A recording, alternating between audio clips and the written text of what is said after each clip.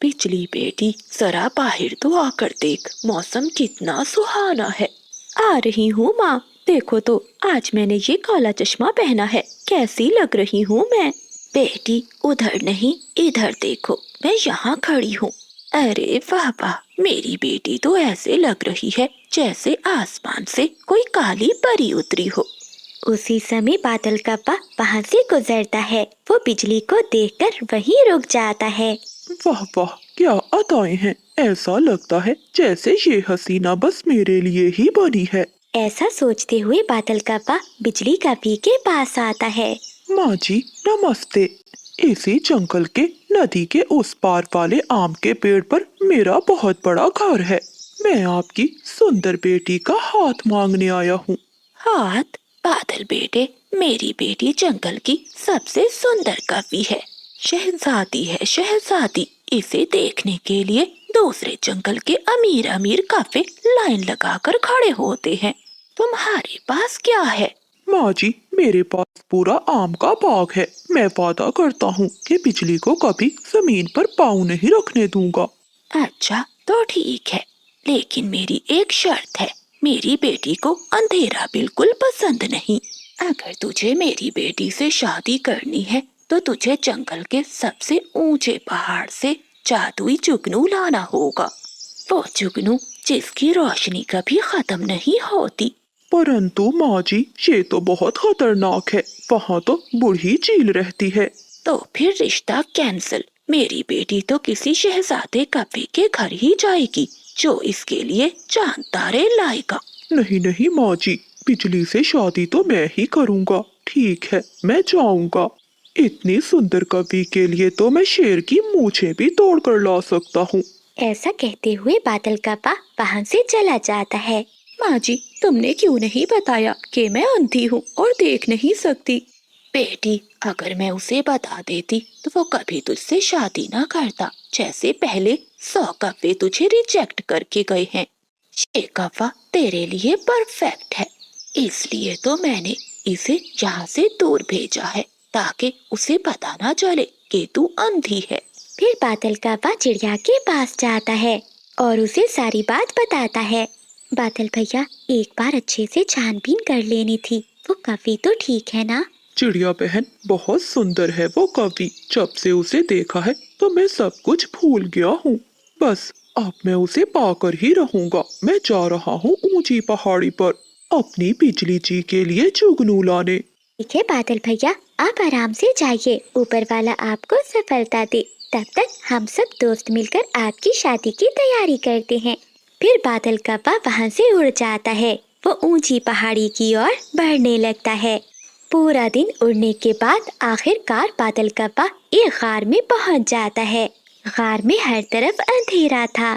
जुगनू, जुगनू भैया, आप कहाँ हो? मैं आपको लेने आया हूँ। अचानक एक चील बादल कप्पे के सामने आ जाती है।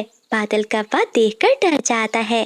कौन कौन हो तुम, और यहाँ मेरी नींद क्यों खराब की? चील, मैं बादल कौवा हूँ। मुझे जुगनू चाहिए जो सूरज की तरह चमकता है। अच्छा तो तुझे जुगनू चाहिए, लेकिन उसके लिए तुझे मुझे कुछ देना होगा। मैं अब बहुत बूढ़ी हो गई हूँ, मांस नहीं खा सकती। मुझे जंगल से कोई मीठा फल ला कर दो, फिर ही मैं तुम्हें जुगनू दूंगी।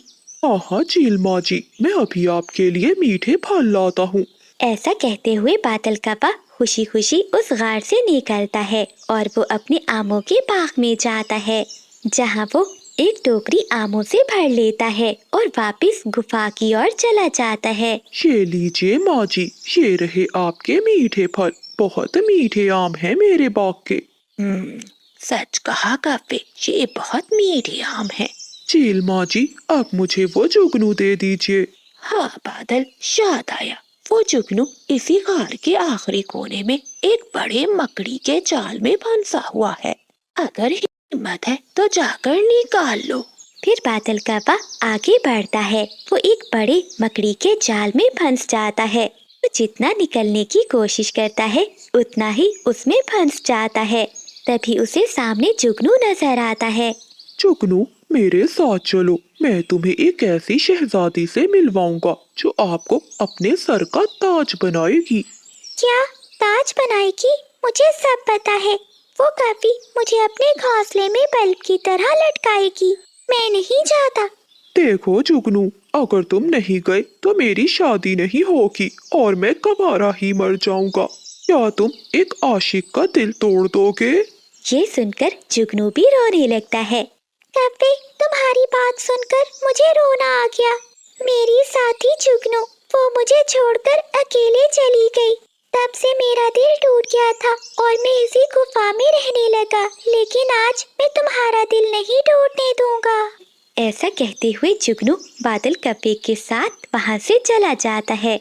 आ गया बादल बेटा, मुझे यकीन था तू ये जुगनू जरूर लाएगा। हाँ हाँ माँ जी, ये लीजिए जुगनू, और अब मुझे अपना दामाद बना ले। फिर जंगल में शादी की रौनकें शुरू हो जाती हैं। बादल कौवा सच संवर कर अपने दोस्तों के साथ बारात लेकर आता है।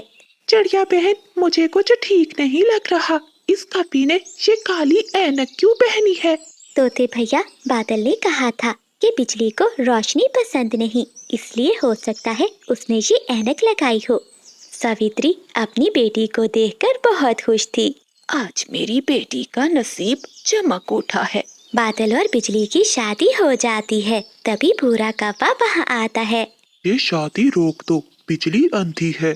ये सुनकर सभी पक्षी हैरान हो जाते हैं।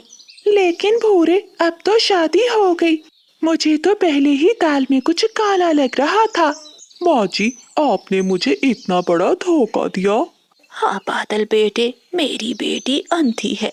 मैंने इसीलिए ये शर्त रखी थी ताकि तुम्हें सच का पता ना चले। बेटा, मैं डरती थी कि कोई अंधी कवि से शादी नहीं करेगा, मेरी बेटी तन्हा रह जाएगी। बादल, तुम्हारे तो सारे ख्वाब टूट गए, अब तुम क्या करोगे? दोस्तों, मैंने बिजली से इसकी खूबसूरती की वजह से प्यार किया था, लेकिन आज मुझे इसकी मासूमियत से प्यार हो गया है। अगर इसे नजर नहीं आता तो क्या हुआ, मेरी आंखें तो सलामत हैं। अब से मैं ही बिजली की आंखें बनूंगा। पति जी, क्या आप सच कह रहे हैं? मुझे तो लगा था कि आप ही बाकी कपों की तरह निकलेंगे। जैसे ही आपको मेरा सच मालूम होगा तो मुझे छोड़कर चले जाएंगे। नहीं नहीं बिजली, मैं तुम्हें कभी नहीं छोड़ूंगा। ऐसे वो सब बहुत खुश हो जाते हैं और फिर सब पक्षी मिलकर शादी का भोजन खाते हैं। बादल कौवा अपनी नई नवेली दुल्हन को लेकर अपने घर में चला जाता है। जंगल का माहौल खुशियों से भर जाता है। तो प्यारे दोस्तों, इस कहानी को लाइक, चैनल को सब्सक्राइब और अपने दोस्तों के साथ शेयर करना मत भूलिएगा। आपका धन्यवाद।